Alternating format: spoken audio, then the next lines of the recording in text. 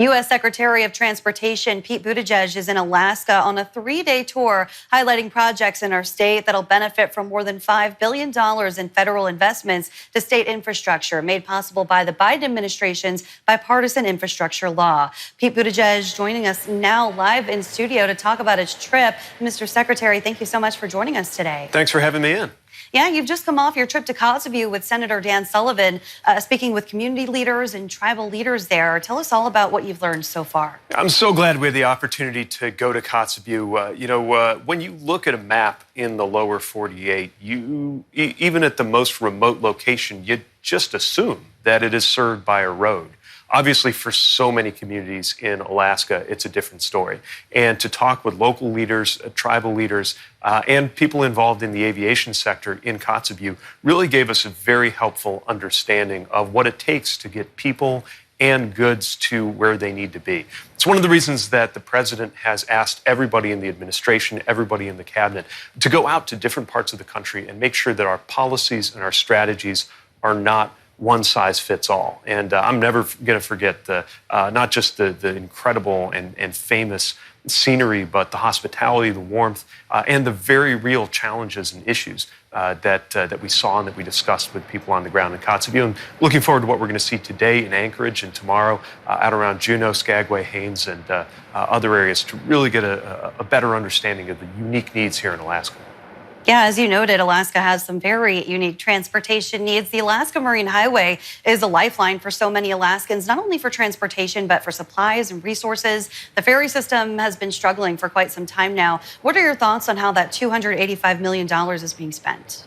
Well, we know with these dollars that are here thanks to the bipartisan infrastructure law, this is a big priority for the president. And by the way, a lot of Republicans, including your delegation here in Alaska, crossed party lines to work on this together, precisely because we need more funding to improve things like the ferry, whether it's the famous Tustamina ferry or ferries serving smaller and other areas around the state, and then goods movement as well along those marine highways. And this is also an essential part of the fight to keep the cost of living under control.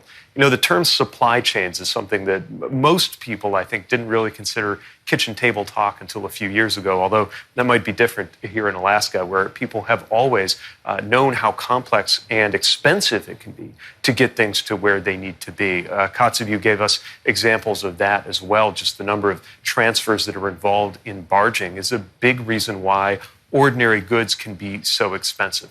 That's something that we can do something about, whether it's helping to invest in the ferry system, a big priority for Senator Murkowski, whether it is investing in the ports, something we've heard a lot about from Senator Sullivan, from Mary Peltola, and Senator Murkowski, and something that we're very focused on improving. That's why we push so hard to get this funding, to make it easier and more affordable to get things where they need to be.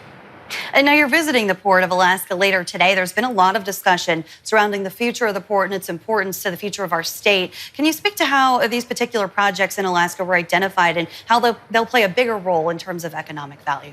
Well, one project we're funding is over $60 million to reinforce and improve the north side of the port, something that's going to be a very important part of the larger plan to reinforce what is an absolute lifeline, not just in and around Anchorage, but really for this entire state and region. And I'm looking forward to getting a more direct sense of the needs so that we can better prioritize the requests that are going to be coming in to our department. One of the reasons Alaska has done very well in our process as we've been making project selections, choosing between projects from around the country, knowing we can't do all of them, but we've got to do the most deserving ones, is that there are very clear needs. You've got sometimes just incredible, even hostile pressure from Mother Nature on some of these port structures. You've got years that have gone by where they haven't had all of the investment that they need.